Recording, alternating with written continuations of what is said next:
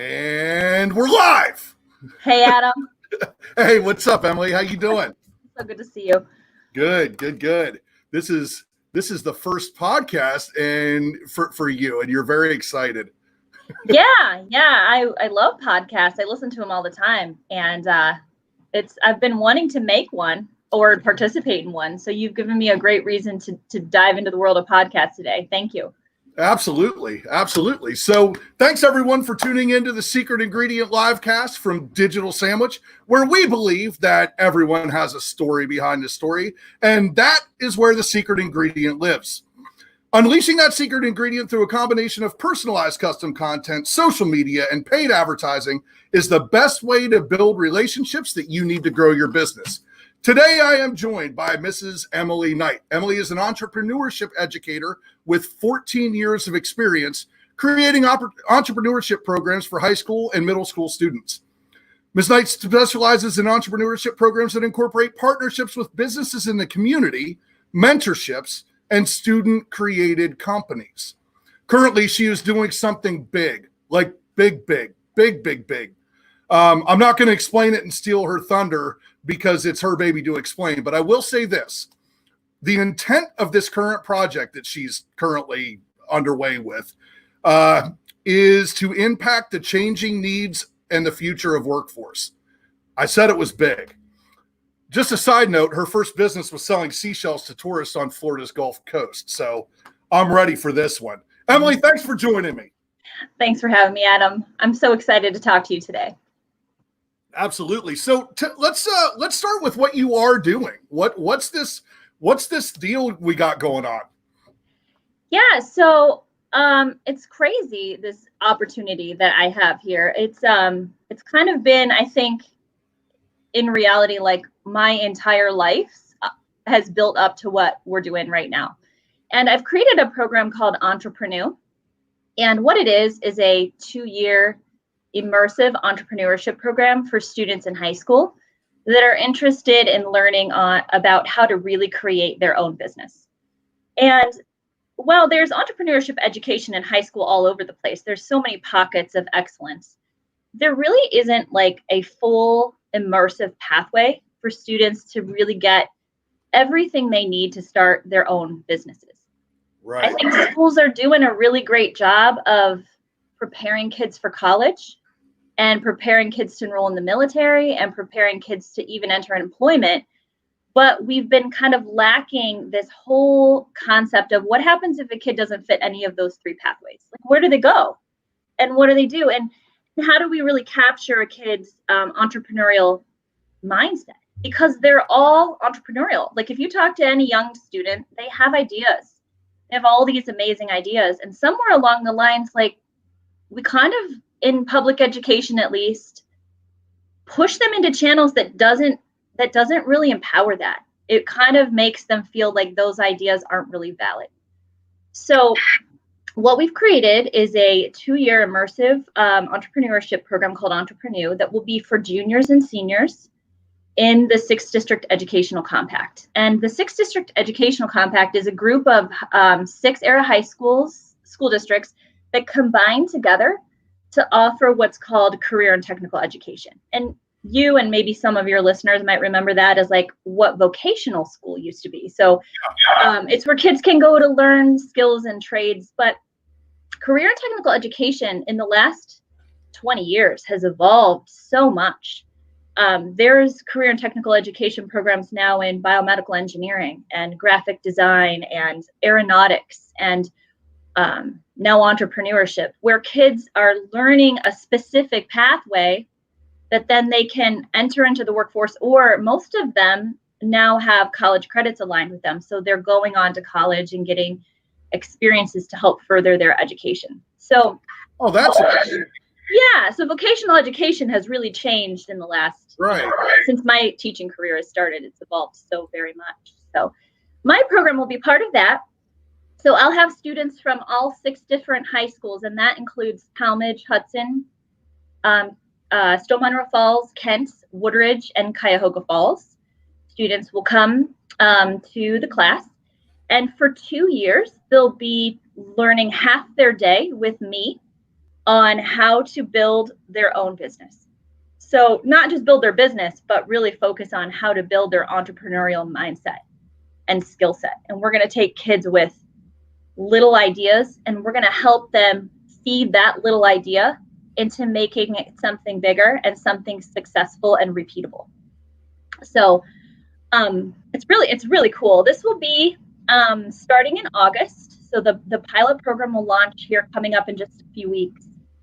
But what's amazing about it, and I'm so excited, is that the Burton Morgan Foundation, which is in Northeast Ohio, an amazing resource for financial support for K through 12 education, okay, has jumped on board to support this program with a huge investment that will allow the curriculum that I've written for this program to be shared out on a website in the end of 2022 for other teachers around the world to use it.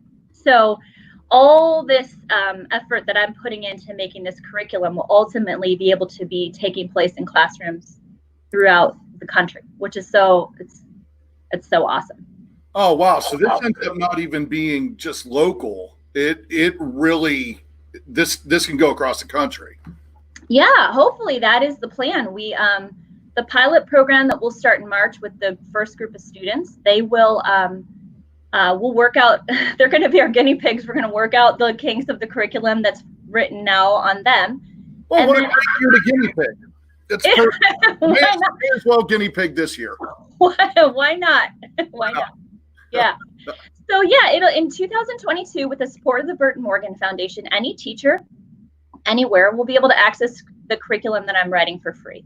So if you're sitting in a classroom in Canton or you're sitting in a classroom in California, a teacher can pull this curriculum and they could use it to create their own standalone entrepreneurship program. Or what's really awesome about it is there's also a piece that teachers can use if they don't have the time to use a full entrepreneurship course. There's going to be 10 kind of modules, or for lack of a better word, lessons that you can do with students that would give them enough to help kickstart them. So there's two options. Teachers can do the full in program, or they can do enough to help supplement other things that they might be doing. Gotcha. So yeah. There's a ton to unpack here. And so I'm going to kind of start in the middle, maybe, I think. So it's fascinating to me as an educator that it almost to some folks may seem counterintuitive that education and entrepreneurship going hand in hand, right? So it's almost entrepreneurship might be the alternative to education, rather than go to school and do the things that I'm told to do. I'm just going to go start a cake business, or I'm going to learn a skill. I'm going to learn a trade, right? Usually. And then I'm going to go be my own boss. Where did the idea come from that we can align these two things? We do a real good job of teaching people how to do stuff, but maybe not how to do the big stuff. Yeah.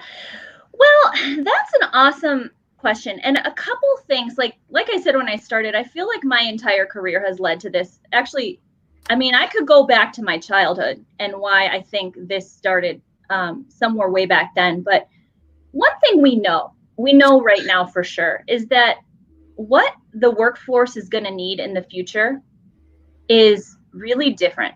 And, we used to look at the future as like, what's going to happen in the next 10 years? What changes are going to happen in the workforce? And we knew that kids are going to have to be more entrepreneurial. Even if you go into college and you enter into a profession that's what we might think is the opposite of entrepreneurial, like let's say the medical profession. Sure. You want to become a physician, or you want to become a nursing assistant or a dental hygienist or something. That's kind of typically seen as like the anti-entrepreneurial career path. But in reality, we know that within the next decade, most people are going to be working for themselves in some capacity. The reality of kids going into companies and working 40 hours a week and having a job with benefits and salaries. That's not happening. It's not happening anymore. No. And the pandemic, I think, has escalated the pace of that incredibly, because now we're going to see everybody's going to have a different style of working. And we're not really addressing that. Entrepreneurial mindset has to happen no matter what path you're going to take. The entrepreneurial mindset needs to be there. Whether you're actually going to create a small business or you're going to go work for someone else, the skills of entrepreneurship are the skills of life at this point. You need to have them. Right. Absolutely. I think you're touching on something as well. This generation is not going to do that. The 40-hour work week, the 40 hour or the 40 years at one job. They're just not going to do it.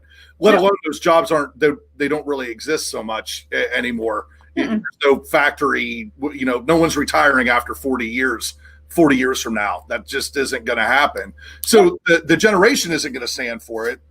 And, something else happened during this pandemic that you bring up that I think is very interesting. And it's a clue that you're absolutely right. And that is that the 1099, the gig employee, was recognized in the stimulus package. That's never happened before. Yeah. To my knowledge, I don't think it has, but that was a big part of it. And aren't we sort of going back to our roots? Isn't that what we did in the 1800s and 1900s? We kind of worked for ourselves in some way, shape.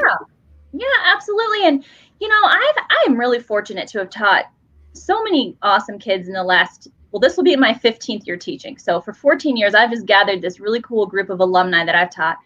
And, a lot of them, they're not just working one job, or maybe they are, but then on the side, they're writing blog, or they're driving for Uber, or they're doing something else that requires them to have some basic knowledge of business.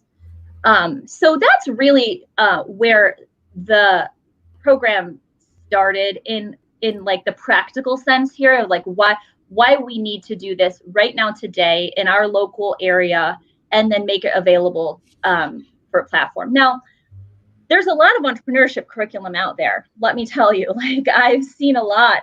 When I first started teaching, entrepreneurship curriculum didn't exist. It wasn't a thing. There was no textbooks. Not that I'm a huge fan of textbooks, but there wasn't even a textbook really at that time. So, really? Oh yeah. When I started teaching, I just started teaching in 2006, and that was really at the time when, in education, data and standardized testing and Common Core curriculum was becoming that was the powerhouse of education at that time. So it was kind of the anti-entrepreneurship education. It was getting every kid to learn, in a very standardized way. So when I first started teaching, I didn't have any resources. And as time has gone on, there's been some amazing players in the game. I've seen a lot of great entrepreneurship programs sprout up, and so many resources have grown in an amazing way. But what I've noticed about them is they're all focused on the business plan, which is, I don't want anyone listening to think that that's not critically important. It is. But what we know is that what's probably more important than the business plan is being able to help a student understand two things. One is how to meet the right people and connect with the right people to help your business idea become something, or to know if your business idea isn't something. So we have built this entire program on this amazing network of entrepreneurs from this area, from the Northeast Ohio area. So when kids graduate from my program, they're going to have upwards of 100 entrepreneurs in a network that can support them. And that is what's missing a lot from other entrepreneurship programs that you can purchase, is that there's just not that personal connection piece that really is fundamental to any business succeeding. People go into business because they like doing something. If I bake cakes, I like to bake cakes. I want to make beautiful cakes, right? Not necessarily run a business. Right. So you've got to know how to get people to help you and how to network yourself. So that's one key component. And the other is what we're calling these power skills. And, we used to call them maybe soft skills, or we call them 21st century skills, but it's so much more than that. Students really need to be able to identify some important stuff, like how do you communicate, and how does that communication style work with others who communicate differently than you, and how do you really intensely solve a problem and persist through challenges, and how do you speak appropriately, and how do you present yourself in a way that is going to help your business and your industry propel itself forward. So this whole entire curriculum has been built on those two pillars, one of networking and mentorship, and then these power skills, and the idea that we're going to take their mindset, the entrepreneurial mindset and skill set, and we're going to, like clay, mold it into the best version that kid can have when they graduate from the program. Well, you're so right about children sort of all kind of starting out as entrepreneurial. You can't tell them no. Like, Yeah. they're going to figure out some way to do whatever it is that they're trying to do. And then I think we kind of ruin them. And I don't mean educators, and I don't mean parents. I mean society in general. We kind of say, no, you need to conform. You need to go this way. This is the path. And we kind of channel them inadvertently, killing their creativity and their interest in doing these other things that they used to be. You know, when you're 3 years old and I want to go to the grocery store, I want to dress like a pirate. Is that okay? Can I be a pirate today? Sure, no problem. Yeah. But somewhere that dies. Yeah, it does. And I think it's just because entrepreneurship has been kind of a risky term, right? Like, if you have a high school student that comes to you and says, hey, Mom, I want to start my own business, like, I'm sure as a parent you kind of panic a little bit because they haven't been trained for that. There's been no support for that. Like, it's not safe. You kind of, as an adult, know, like, there's so many potholes you can fall into here, and that usually might involve your own money, you know. So I think parents and education has really, like, we've channeled kids into college and careers and military and all of those things, which are wonderful, amazing opportunity. Like, I went to college and took a traditional path, you know, like, I have nothing against it. I just think that there's a lot of kids out there who don't fit. They don't fit into that mold, and they are filled with amazing ideas. And in my career, I've seen quite a few. You asked me how this thing started, and honestly, it started because of really two important people. One is my brother. My brother's name is Adam Kilgore. He owns company called Alaire Homes, which is a custom home builder in Cuyahoga Falls. And when we were kids, like, my whole family's entrepreneurial. At some point in, like, every member of my family has owned some kind of business in my life. But my brother was one of those kids who, like, he would struggle in school, and not because he wasn't smart. I mean, he's probably one of the smartest people I know, but he just didn't want to learn in the way that school forced him to learn, you know?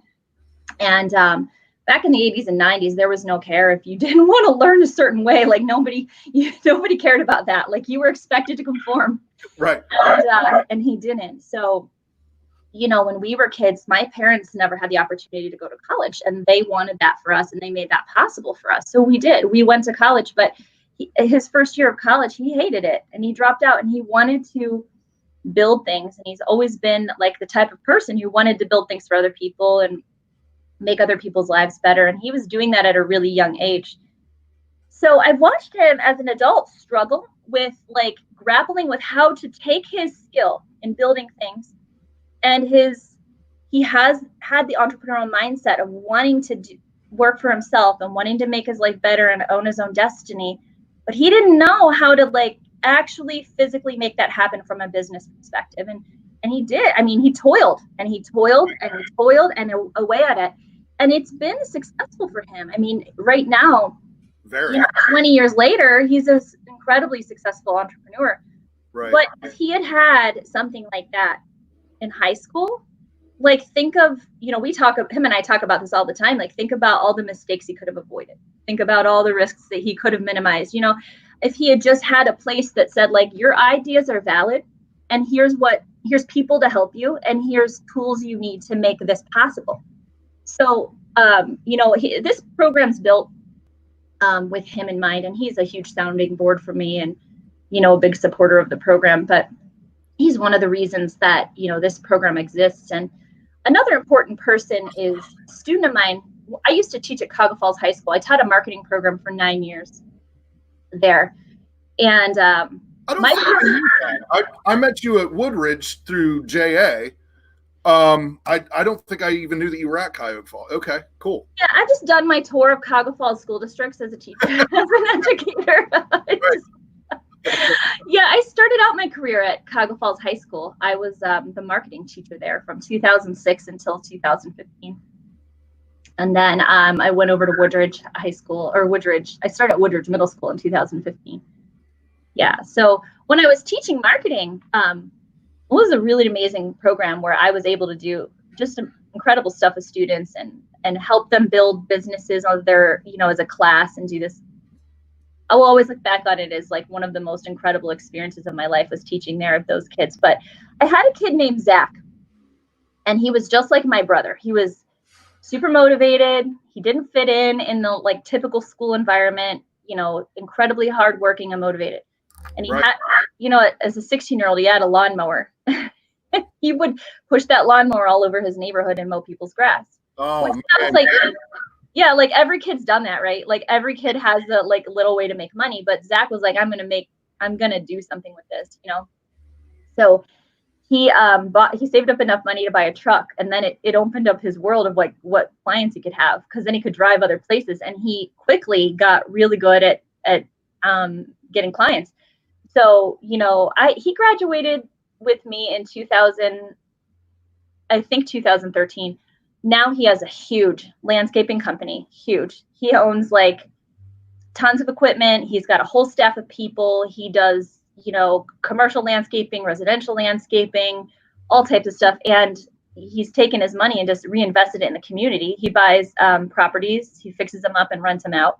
So now he's a landlord and has, grown money from investing in property in this community. And that kid all along, like he'll come sit at my kitchen table and be like, Miss Knight, how do I do this with my taxes? Like, how do I write this off with this new equipment I want to buy? And, over the years, I've just like sat at my kitchen table with this kid and helped him piece together his business. And as I've been doing it, I'm like, why are we not teaching him this? Like, where is this missing? And how can we make something that's practical for kids like Zach and, people like my brother, who don't have to toil and search for this information on their own? So that's where it's not just the struggle of I think you almost feel like you're weird or there's something wrong with you because you're not able to function the way that you're told to function. And you're not a good employee.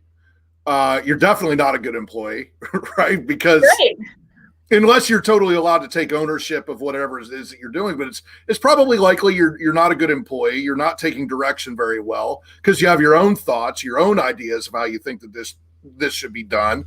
Sure. But and you're absolutely right about this problem of very often the entrepreneur knows how to do the thing, but they don't know how to do the business of the business.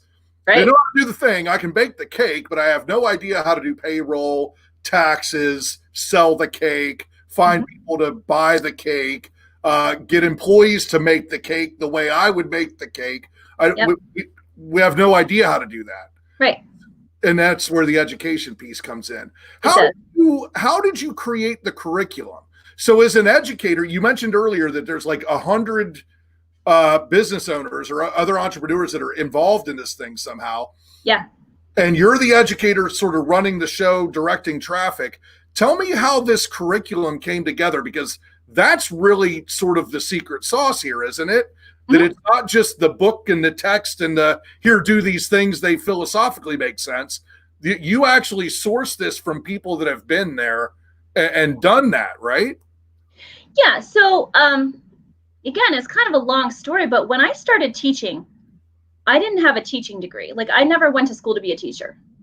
So I actually had a degree in marketing. And I was working at an organization called Junior Achievement, which is a nonprofit organization that puts economic education programs into schools with a community volunteer. And I know, Adam, you're pretty familiar with that because you volunteered in my classroom one time through Okay. JA. That's how we met. That's how yeah. So in a different life, like, years ago, I was working there and working really closely with the Cuyahoga Falls City Schools in with their marketing teacher at the time. And him and I had become friends. And when he left to go to a different school district, I actually got a phone call from the human resource director at Cuyahoga Falls School District at the time. And she said, our marketing teacher that is leaving recommended you for this position. Would you like to come in and talk about teaching marketing? And I was like, what? I was like, I think I said to her, like, I think you might have the wrong person because I'm not a teacher. Like, you made a mistake. And I learned that you can actually start teaching in career and technical education if you're in industry. If you're in the industry of the program, you can come and start teaching, and then you can get what's called a provisional teaching license. Interesting. You begin teaching, and then you go back to school to get your teaching degree. So at the time, I was kind of restless in my job, and I was like, I was 25, and I was like, when you're 25, like, anything is still possible. And I was like, sure, I'll quit my job and I can try that for a year. Like, what's the worst that could happen? I hate it, and I'll quit. I'll go find a new job because I was 25, and that's what you think when you're 25. Right. So I did it. I quit my job. Within a week, I went on 7 job interviews for that job. Like, I interviewed with the custodian. Like, it was like everybody interviewed me. And within a week, I had quit my job, accepted this teaching job, and enrolled at Kent State to get my teaching degree at my provisional teaching license. So it was a crazy year. Like, I just started teaching. I walked into a classroom, Adam, with nothing. I had nothing. I didn't know how to teach. I had no curriculum resources. I was handed this book of like curriculum standards that I was expected to kids were expected to learn. And then they were like, good luck, good luck. First staff meetings in a week. So now you developed teacher voice very quickly, apparently, because you picked it up, I'd say, pretty quick. Yeah, I don't know. The first year of that job was the hardest year of my life because I didn't know anything. And very fortunately, I had an amazing teacher who team taught a class with me. Really? Oh yeah, his name is Craig Wargowski. He actually took over my job at Falls when I left. He's the marketing teacher there now, but at the time he was the art teacher, and we team taught a graphic design class together. And he was such a blessing because he was a veteran teacher, and he saved my life. He saved my life and convinced me from quitting halfway through the first year. But anyway, we figured it out together. And what I am grateful for is that I didn't know how to teach. I didn't know how to make an assessment. I didn't know how to find curriculum. What I knew was what I was good at, which is I knew how to make things happen. I knew how to execute projects. I knew how to persist through problems. And I didn't know those were my skills. I couldn't have told you that in 2006. Right. I had a lot of self-doubt at that time that I was even doing the right thing. But I would start trying to teach with a textbook and kids would shut off. Like, they would just wall off. And I was like, okay, this isn't working.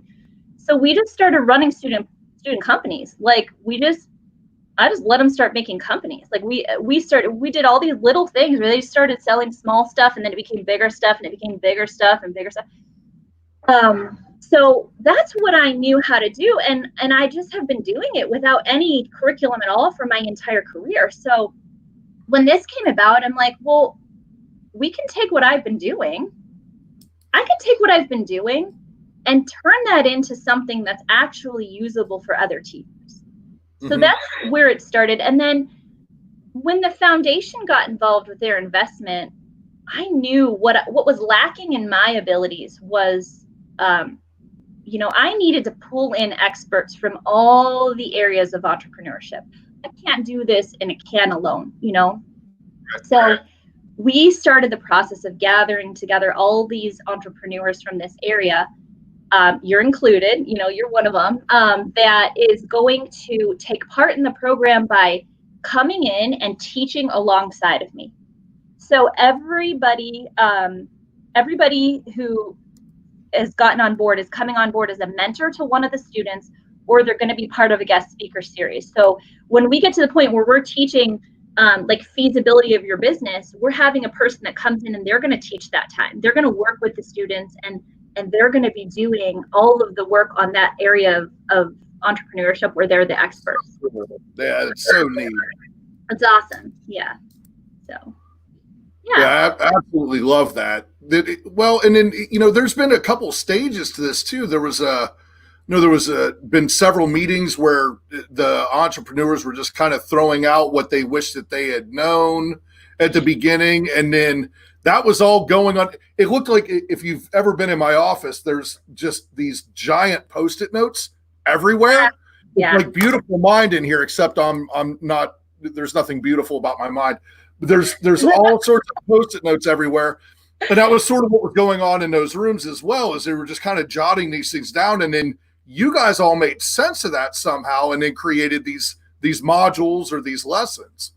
Yeah. So what the official process was we, I kind of knew what I knew, and I kind of had a sense of direction.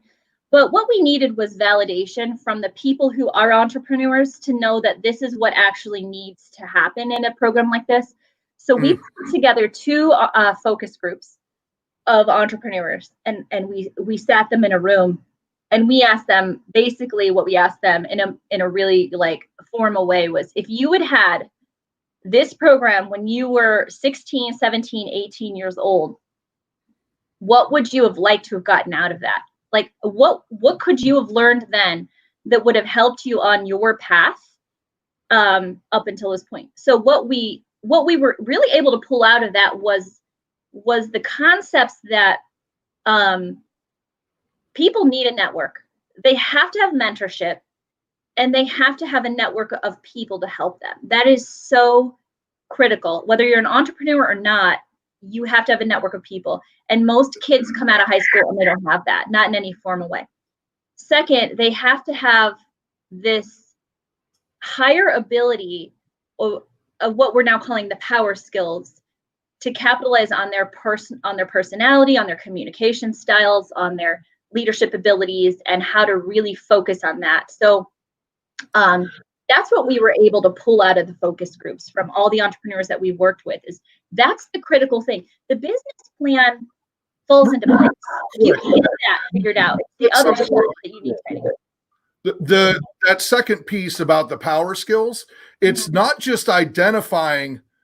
So it's not just knowing what power skills are. It's also helping them identify what they have and don't have, so that they can play to them. Exactly. So that they can use them. Right. I think it just needed to be reiterated. That's a huge, huge thing. I think one thing that kids want to know when they're 16, 17 is, I'm actually going to use this someday. Like this thing that I'm doing. And that's why you were so successful your first year without knowing what you were doing. That's an interesting way of putting it. By not knowing what you were doing, you knew what you were doing, which was showing kids things that were actually, I guess that's what, experiential learning, where you're actually kind of putting them in real case scenarios. Why am I doing this word problem? I am never going to use this in my life. Get me out of here. Or, hey, we're going to open up an Oreo store. That's a much different feeling. It's different. It's 2 sides of the educational coin. Like you've got to learn how to do the equation. That's important. You've got to learn the equations, and you've got to learn the writing skills. You've got to learn that stuff. But the other side is then you have to take that, and you then have to learn who you are,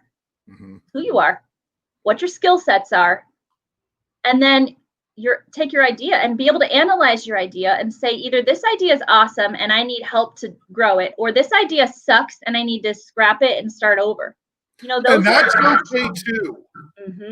Yeah, that's okay too. It's not a bad. That's fine.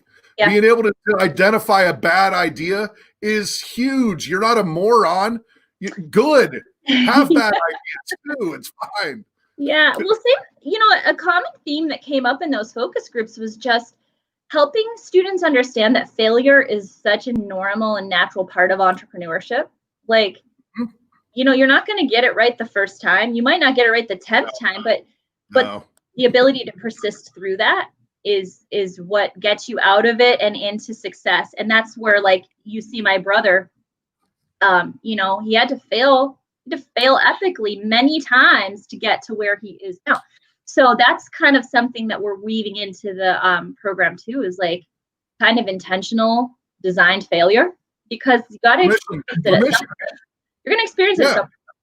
You absolutely are. Your permission to fail. And you may actually find where you're supposed to be going in the middle of that failure. You think of like an Apple with their iPods or whatever, that actually now turns into the phone, right? So the iPods are gone.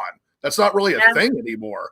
But that sort of morphed into this smartphone that, we talk about chips. We don't need chips. I carry my chip with me everywhere I go. Right. My phone. Yeah.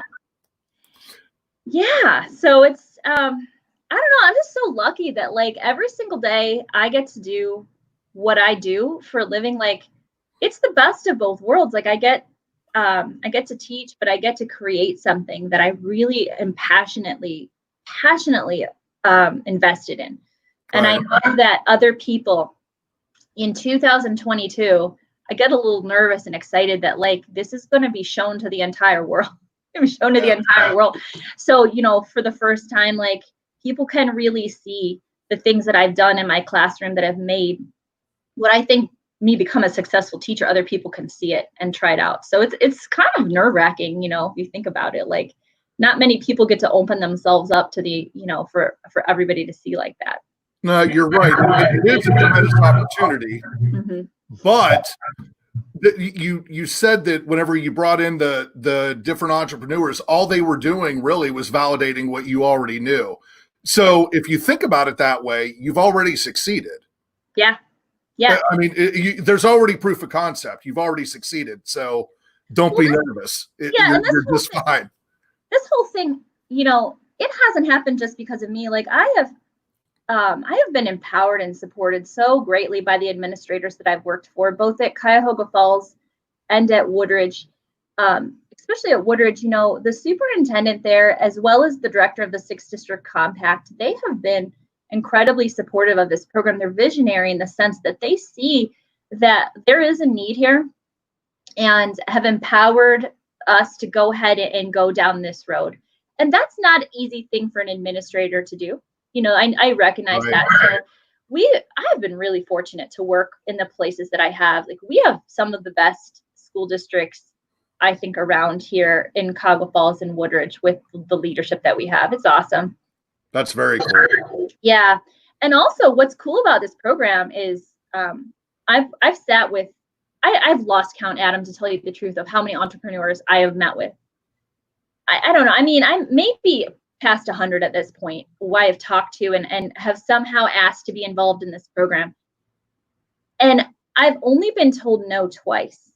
Like, every entrepreneur that I've talked to has said yes in some capacity. Like, I support this program and want to help out, and have gotten involved as, mentors or area of expertise guests, or just supporting us in some way. Only 2 people have said no. So that has been the best part of creating this program, is I get to sit and I get to hear amazing stories about how people got to where they are and that have created their businesses. But then they turn around and in like typical entrepreneur fashion and become these altruistic people that are like, yes, I want to help. I want to help the next generation. And, they're not getting any, no one's paying them to do it. They're not getting anything out of it necessarily, other than they can see themselves in those young kids and they want to help. Well, that's exactly what it is. Yeah. We also have an awesome partnership with the city of Cuyahoga Falls. So I'm a Cuyahoga Falls girl. I've lived here my entire life. I grew up on Roosevelt Avenue between 6th and 7th Street, right by Cuyahoga Falls High School. And, every Friday night you could hear the football games and marching band. And, I went to Newberry Elementary School and Bolig Middle School and Cuyahoga Falls High School, and then went back to teach at Cuyahoga Falls High School. So I've grown up in this city, and when I was a kid, Cuyahoga Falls was an amazing place to grow up. It's a place you want every kid to grow up, right? Like, it's safe, it's comfortable, there's amazing community resources, and it's an awesome town. And then, right around high school or college, we went through this like kind of, I don't know, it's like everybody got this mindset that you had to leave here. Like to find a life you wanted, you needed to leave. And I watched my high school friends flock away from here. They all left. And I stayed because I don't know, I've always loved it here. And I knew that this is the place I wanted to be. I have a close family, so I wanted to be near them. Right. So I stayed. And in these last, I don't want to say like 5 or 10 years, Cuyahoga Falls has completely transformed itself. And I think it's totally agree. It's amazing. Like, not that it was ever bad, but there just was never anything here to do. Like, it just wasn't a town to like, it wasn't a hopping place to be. Right. So, when safe isn't necessarily exciting. Yeah, no. Right. But we went through that transformation these past few years where, downtown opened up again and people started seeing Cuyahoga Falls as a place to invest their business and bring amazing things to do and create awesome festivals and, events that happen. And the city has just been an incredibly supportive partner of this program. When I first started working on this, I would have these meetings with the city to see, what they could do. And they came on board as a huge sponsor. They're actually renovating a building for us so that this class takes place in downtown Cuyahoga Falls.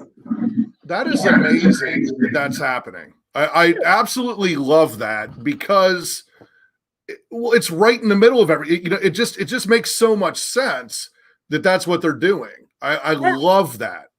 Yeah, well, Mayor Walters has, he has a shared vision, just like with me and the leadership of Woodridge Schools, that, keeping kids here is good for everyone, right? Like investing in their ideas and investing in their development keeps them in Cuyahoga Falls, and that is a shared vision for everyone. We don't want them to leave. We want them to take their awesome ideas and keep them here.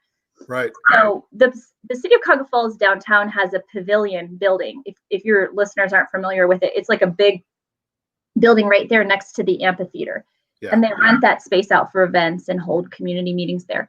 The downstairs of that building has kind of been unused space for years. It was created as a green room when the amphitheater was built for people to use for like a dressing room and stuff. And it's really just been, I don't know, nobody ever used it. So when we started looking downtown, like where could we put this program so kids are within walking distance of the economic development and the entrepreneurs that are down there? Where can we put this program?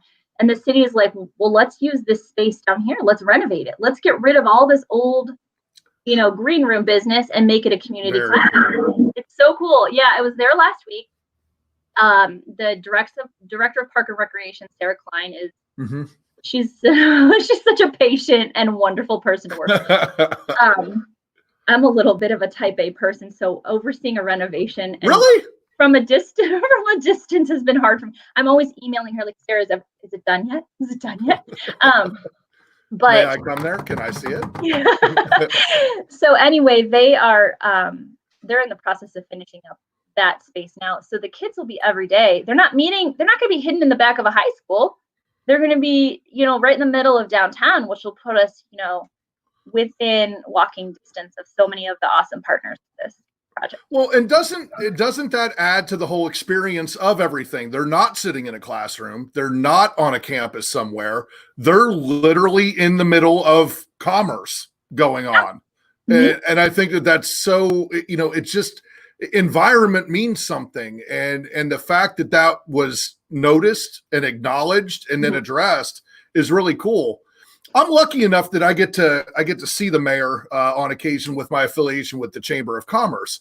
And so in different contexts, but I've heard him say on multiple occasions that, and I'm going to paraphrase this and screw it up, but it's something along the lines of that Cuyahoga Falls is a big little city, meaning that it has all the amenities of a big city, fairly large tax base, et cetera, so they can do things, they can afford things. But it's also a small city, so whenever you run into the mayor you may actually run into him at Giant Eagle, and he may know your name, actually. Yep. So, it's actually very cool that way. You're going to run into people at the Nat or, the store or downtown or whatever. Yeah. And that's so true. It is. The commitment to the growth has been very noticeable. Sure. Yeah, that's not lost on me on why this program is what it is. It's happened because we have a supportive mayor. We have a super supportive Chamber of Commerce. Our Chamber of Commerce has also come on as a signature sponsor of this to connect us with so many partners that have been awesome. We have an incredibly supportive superintendent and principal at Woodridge that are all about this program happening. The 6th District Compact has been amazing to work with and facilitating this happening for students from other areas so they can be here too. It's there's definitely a shared vision here that this area is in a period of growth. And the leaders see that and want to support programs that help to fuel that growth in any way they can. You said something earlier about that we want our talent to stay here. I don't know that I've ever thought about that necessarily. I was actually on the scholarship committee. We awarded some money for the recent graduates or whatever from the chamber, and some of as we were interviewing them and hearing their stories, and they were all ridiculous scholars and GPAs that I didn't know those numbers were possible. How do you get over a 4? How's that even? I'm not familiar with this. How does that happen? But it was incredible. And one of the things that we talked about was, man, I hope these kids are sticking around. Even if they're going to school elsewhere, I hope that they're sticking around. And beyond that, not just we hope they're sticking around, are we giving them a reason to? We can sort of affect that, right? We can sort of have an impact there. Are we giving them a reason to? And then what are those reasons? Are we instilling in them that this is a great place to live and grow a family and create a business or work at a business, et cetera? Yeah. Well, I don't know if we are. I think we are. I certainly hope that we are. From my perspective, it seems like that tide has shifted. When I was in high school, it was a while ago, but when I was in high school, everyone left. That, EntrepreNEW and Kent were seen as the other high schools. You went off and you did something. Right. And I don't see that's the case anymore. Like, something has shifted and young people like it here. They see incredible opportunities here. A lot of them are going to local colleges and universities because, that stigma's gone. I think Northeast Ohio in general has done a very good job of moving itself into like this new era of growth and development. That's another thing that has been a driving force behind this is Northeast Ohio, like the greater Cleveland area and then Columbus area, those are hotbeds for entrepreneurial growth. There's huge. There's an enormous network of resources that we barely even touched at this point when it comes to entrepreneurial opportunities for our students that are happening just in, just a little north of us or a little south of us. Right. Ohio, no, you're absolutely right. Yeah, Ohio's the place to be for sure. I like that. Good. We do have a very interesting downtown as well, as you mentioned the different things that are going on. I mean, it doesn't even, I have to think about it. It doesn't always occur to me that just exactly what we do have going on down here. You can actually hike a trailhead from the middle of downtown. You can go shopping. You can get on the river. I'm looking at some of the folks that have joined and commented and et cetera. TJ from Float the River was on saying hello earlier. Hey. You can jump on the river there. Nadia actually, and Nadia said that you were great in her first year. She should know she was there. Can we give a shout out to Nadia for a second? Because Nadia Mullen. Please do. Yeah, Nadia Mullen is my right hand and so much more than that. I mean, this program really wouldn't be happening without Nadia Mullen because she has been hired. We had some money in the grant to hire a fellow, which is a fancy word for an assistant. And she has totally become that, and so much more. But she works with me every day on the program, and she does all the things that I either don't have time to do or don't have patience to do. I've learned in my life, especially with the development of this project, what I have patience to do and what I don't. And Nadia has a well of patience to do the things that I cannot. No, Naughty is awesome, and I know her as well. I'm now going to refer to her as Fellow. From now on, she is Fellow. So thank you. Thank you for. I need to look that up and see where that originated. Thank you for that. Wasn't there something like? Isn't there like your man Friday or something? Wasn't that like your assistant, or I don't know. I can't remember. There's Fellow and assistant, and I don't know. There's all sorts of different terms for that, but I'm calling her Fellow. Okay, forever. yeah. Well, Nadia, funny enough, Nadia was one of my first students when I first started teaching at Cuyahoga Falls with, crazy 25-year-old me, had no idea what I was doing. She was in my first class. So, we've come full circle. Isn't that crazy that I love hearing the fact that you're still integrated with some of your students from earlier, from before, that you've not just had an impact during that year.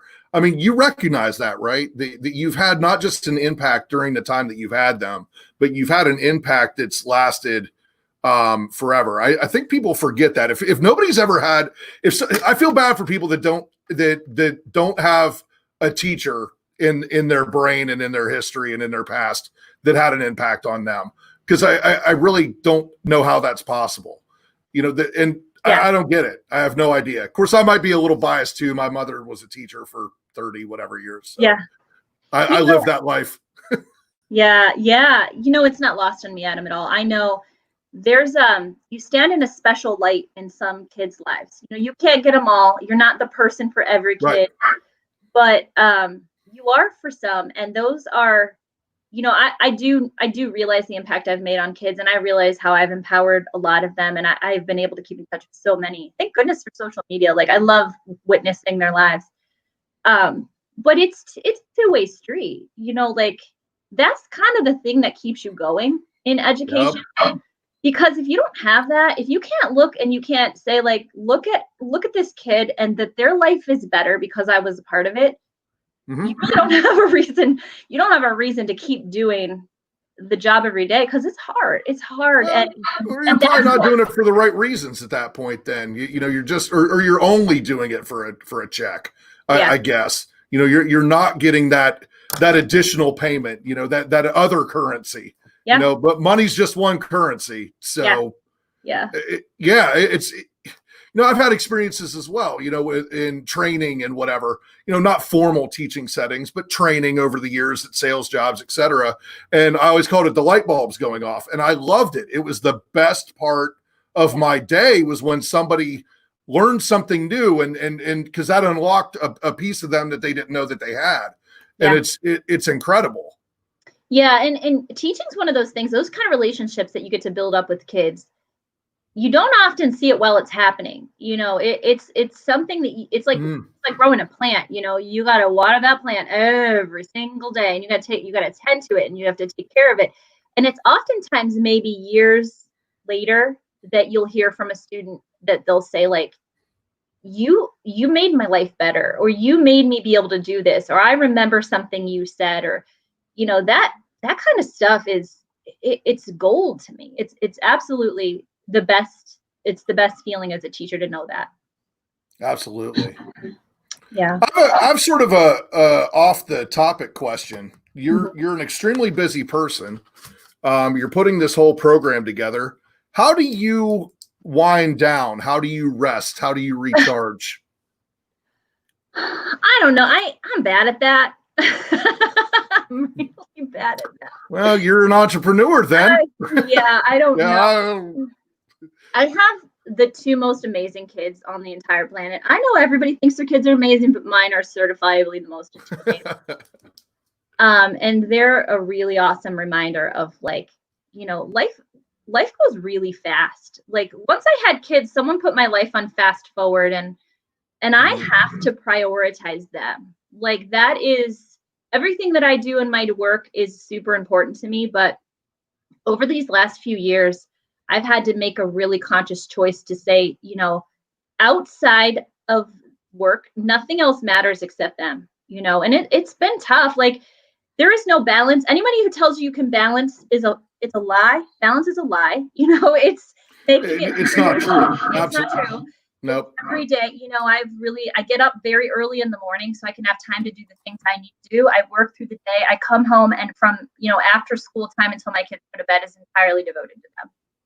Like, that's what I do to unwind. And, right now at this stage of my life, there's not a lot of time for like the extracurriculars. I don't get a lot of time to do the stuff that I personally enjoy, but it's okay because I get a lot of time with my kids. And that's really been the blessing of this pandemic, is that, since March, I've been working from home, and there's some days I want to like throw them out the window but I have gotten. Don't do that. Yeah, I've gotten. Yeah, that's frowned upon. Shouldn't throw them out the window. But I've gotten a lot of time with them, and I'm grateful for it, because that's what keeps me grounded, and that's my biggest priority, is those two little kids. Absolutely. Well, that's the legacy, right? And I mean, obviously what you're building here with EntrepreNEW has the opportunity to be a huge legacy, but really it's about the kids, and it's about what they take from us and go on and make their lives later on. Of course, you got youngins. You can't even think about that just yet. Yeah. They grow up into adults. They do. Yeah. I just hope when they grow up into adults, they look back at this time and see how much like what I'm doing here is important, and they can do something similar. I don't think there's a chance that they won't. I mean, that's sort of just how it goes, right? There's no real manual for life. All you know is what you know. Mm-hmm. And even if you stray and you go make your own mistakes and do dumb things, as I did for years, you eventually come back to what I would call home, and home isn't necessarily a place. It's a feeling and a philosophy. And they know where and what that is. I hope so. Yeah, for sure. For sure. Yeah. Hey, tell me, is there any way for folks that may be listening that are interested, for them to still be involved in the EntrepreNEW program, and how would they do that? Sure. Yeah. Well, we still have a lot of opportunity for involvement. We are looking to get every student with a one-to-one mentor. So, if you're an entrepreneur and you have an interest in working with young people, starting this fall, you can just, I'm sure Adam will put a link out to the website. It's EntrepreNEW.com, right? It's EntrepreNEW edu.com. Hold on. I misspelled it. Mm-hmm. Uh-oh. Hold on. I'll put it on the ticker. EntrepreNEW.com. I learned something about website development in this whole thing, Adam. You probably knew this, is that to get EntrepreNEW, edu is a designation only for higher education. So you have to be a college or university to get edu. I didn't know that. But anyway, EntrepreNEW.com is the website. You can sign up there, and it'll send me a message, and then we'll get in touch with you to get you placed with a student. We've kept the commitment relatively. We've kept entrepreneurs' time in mind when we set up the time commitment. So mentors will meet with students 10 times over the course of the program. And we're still looking for some areas of entrepreneurs to get involved with the curriculum too, to come in and create a video with us and work with the students directly. So, if your listeners want to get involved, they can just go to the website, go to the business partner tab, and fill that out, and it'll come to me. And then I will likely be in touch with you in the next, week or so. That's awesome. Very cool. Yeah. I love the mentorship piece. That's extremely cool that it's not just group mentorship, that you're really trying to go for the one-to-one. I don't understand. I don't think that we value mentorship enough. Mm-hmm. I think the word actually is even off-putting at times to people, and I don't know why that is. Like, why would you not absorb the knowledge of somebody that's been there and done that? And, Yeah, well, I know, everybody that I know that's successve has had a mentor, whether, it's a formal mentorship like this, where it's kind of been created for you, or It happens for you. I've had two amazing mentors when it comes to teaching. One was the person who had my job before me at Cuyahoga Falls, the marketing teacher before me. His name's Greg Perry. He's the marketing teacher at Woodridge High School now. I didn't know what I was doing, and he he really helped me, and I've modeled a lot of what I've done after what I've learned from him, and we're still incredibly close friends. He's amazing, amazing educator that I've learned a lot from. But then, that teacher that I had, I told you about, Craig Wardowski, he's the art teacher at Cog Falls High School and worked with me. I couldn't have taught and done what I've done without those two people, saying like, your style is good. Like what you're doing is right. Like, here's some help. Here's some guidance. You have to have that. Everybody has that. Right. So we need to create that intentionally for students in this program, but other places as well. It needs to be an important part of bridging the gap between where kids are learning now and what's coming in their future. It's sort of in that same circle or in the same thought of, your circle of friends or the people you spend the most time with, et cetera, sort of defines who you are. Or I've also heard it put, being the smartest person in the room, or, we'll get in a different room if you're always the smartest person. But this idea of surrounding yourself with the right people, and then one or two in particular really should be driving a ship a little bit. And maybe that's why you only got 2 no's, because we all sort of know that and know that we ought to give back because we got. Why did you get the 2 no's? What was the reason? I forgot to ask that. It's funny. Both the people who have told me no then promptly turn around and said, well, maybe soon, maybe in the future I can do it.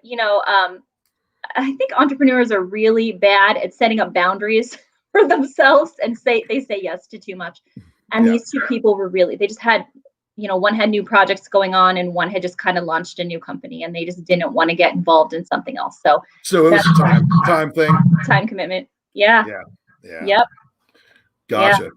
So, well, as this evolves, I'd love to come back and tell you guys, how it's going in a year. This, it's all due to launch in August. So hopefully it'll go as well as we've all planned.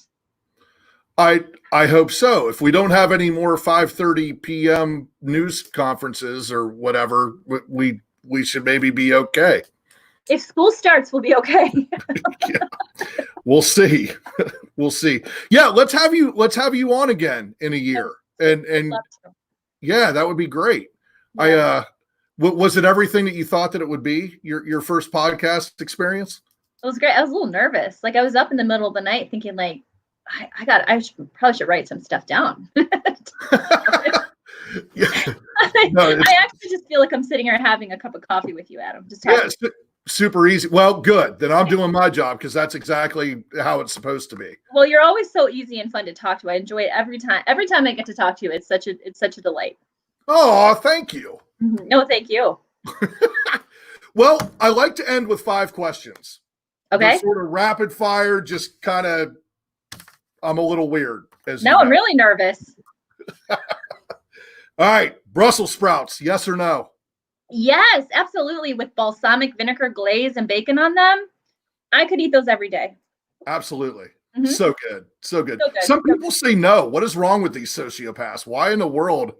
I've never met a vegetable I don't like. So not a big mushroom. I guess, is that a vegetable? It's a fungus. Not a big mushroom guy. I love mushrooms. They kind of weird me out. They taste like a field and dirt, and I don't know. All right, question 2. Ham and pineapple. Is that appropriate on a pizza or not? Okay, I would say no, but there's a pizza franchise in the South called Mellow Mushroom, which I went to the original one. The original Mellow Mushroom is in Auburn, Georgia. Where's Auburn? Where's Auburn University? Georgia? Yeah, okay, Auburn, Georgia.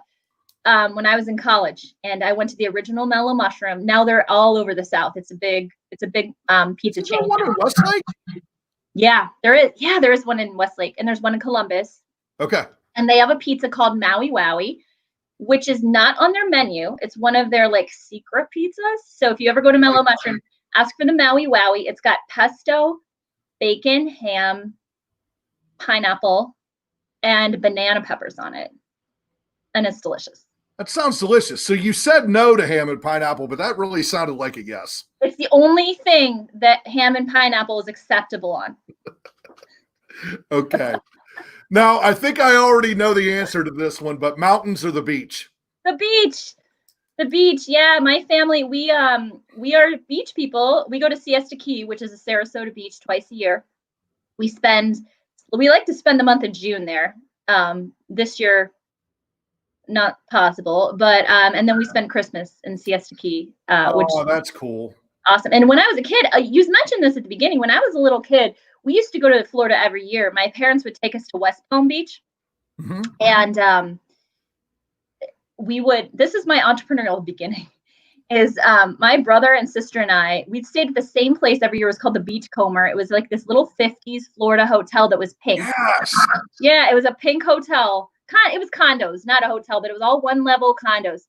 And we would go out to the beach and pick shells, and then we bring them up to this like gazebo, like picnic gazebo, right in like the entrance of our little condo resort, and we'd lay them out and price them. So you could get small shells for a penny, you could get medium shells for like 25 cents, and the big shells were like $1.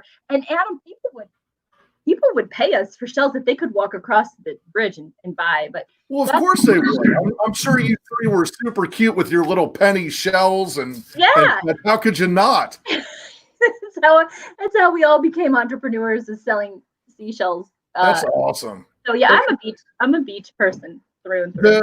The 50s hotel or condos thing, I totally understand it, and so I'm both. I love beaches and the mountains. We my family would meet at Myrtle Beach at least once a year, always in the summer. My mom's side of the family. So my aunt and uncle, they were out of Savannah, and my cousin would come up, and then my grandparents were in the original Sun City out in Arizona, outside of Phoenix. And so we would all meet at this it's called the Dunes Village. And it was a little horseshoe, 2 levels, horseshoe. It's now been torn down and is like 1,000 rooms or something, skyrise. But fond memories of that, because it was this nice little piece of heaven, because that beach was super not crowded, because you only had like 100 people staying on the property there. So I have fond memories of the beach as well. Yeah. That was back when Myrtle Beach was cool. Oh, Myrtle Beach is so cool. It's still cool. Okay. We spend Christmas at Siesta Key, and I'll tell you, I like to get away at Christmas, because as a teacher, it's the only time of year off that we don't have the same spring breaks all the time. Like, my family's time off school doesn't always line up on spring break, but Christmas break it usually does. And that's the only time where we can take a vacation throughout the school year. And so we, a few years ago, started taking our kids down to Siesta Key, and that's a good place to spend Christmas. That's cool. Yeah, it's cool. You just, ride bikes and hunt for shells, and it's a really good place to be at the holidays. We would sort of do the same thing. We would meet a second time over the holidays. The family would, and we would sort of rotate between Arizona sometimes, or Savannah, because it was driving distance, or Ohio. Everyone would come there. And if we happened to do Savannah, we would generally drive up to Myrtle Beach and do an overnight and go to our favorite restaurant and whatever. Yeah. So we would very often do that over the holidays as well. Yeah. Love the beach. I do too. I like the mountains too, though. All right. Books or movies?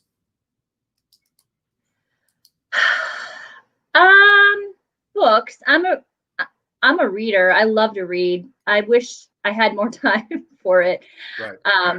Since my children have been born and this journey started, I don't get a lot of time to read. So I do love books. That's my thing. But by default now, I tend to binge watch shows, because by the end of the day, I'm kind of tired. So it's easier to just turn on something that doesn't take any manpower. So I agree.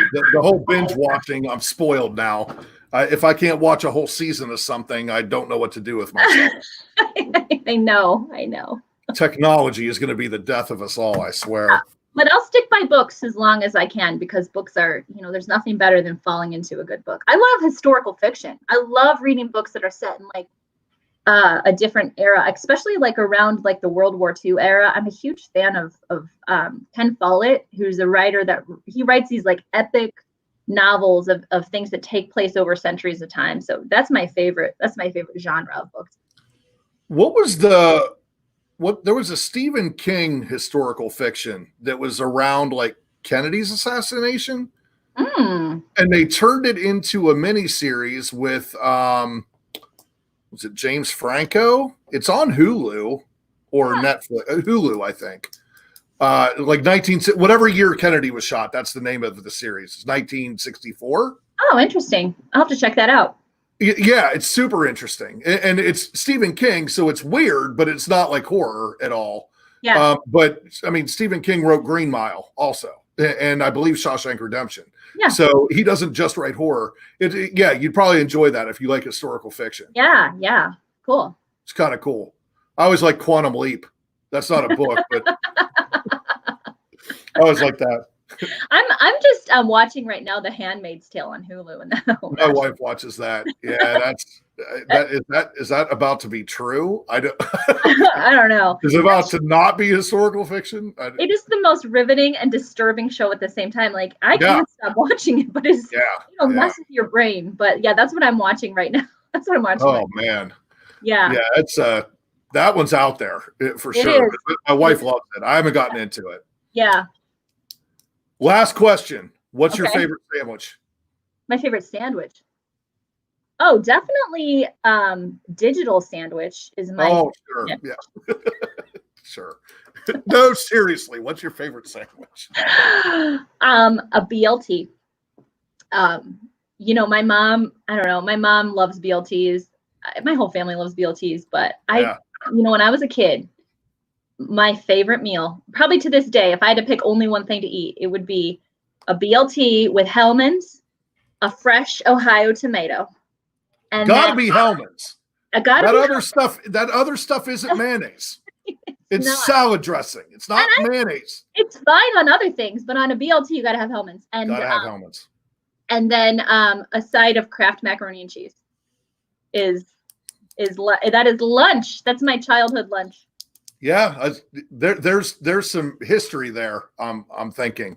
Oh yeah. Absolutely. Yeah, because that sounds like a snow day lunch or something. That's a summer lunch for sure. With a fresh Ohio. Excuse me, Ohio. Oh, the fresh. Yeah, I would say a Marietta tomato because I'm from Southern Ohio. Marietta tomatoes are a thing. They are. Yeah. They are. They're the first good tomatoes we get up here in the summer is from Marietta. Yeah. I was actually born in Marietta. That's where I'm from, that area. Ohio River. Yep. The Ohio Valley. Yeah, that's a man. Oh, man. That's a place. I don't make it back much anymore. I still have some cousins and aunts and uncles down there. But my grandmother, the old homestead, the old farm, she passed away a year and a half ago. So we don't make it down like we used to. But the Ohio Valley and Marietta. People were like, "Where are you from?" And I'm like, "Are you familiar with Wheeling?" They're like, "Yes." Are you familiar with Marietta? And I'm like, "Yes." Or they're like, "Yes." And I'm like, "Well, I'm from not close to either one of those, but somewhere in the middle." It's always where the Green Bridge is. As you cross out of Ohio, we're back into Ohio. And what Parkersburg or whatever? Yeah, when you drive down 77. Yeah. You cross the Green Bridge into West Virginia. Mm-hmm.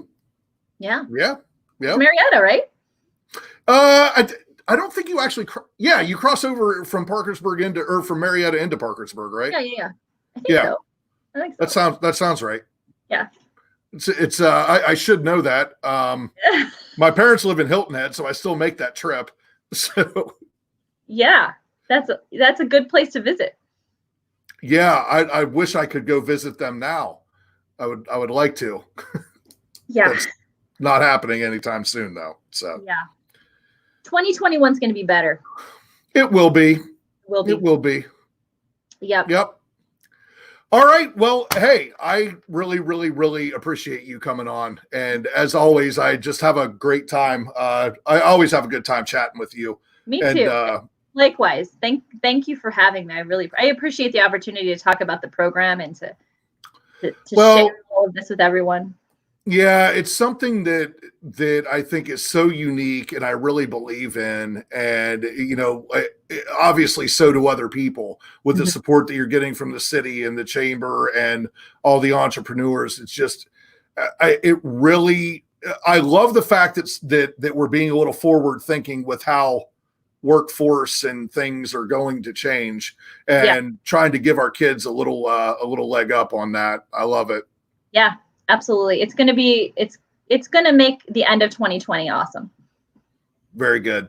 Very good. All right. Well, thanks for tuning into the Secret Ingredient Livecast from Digital Sandwich, where we believe that everyone has a story behind the story, and that is where the secret ingredient lives. We want to thank Mrs. Emily Knight for coming on and sharing her secret sauce with us, sharing her stories and this awesome impact that she's about to make on our community here in Cuyahoga Falls. So thanks again for coming on, and look forward to our next episode. All right. Thanks, Adam. Thanks. All right. Bye-bye.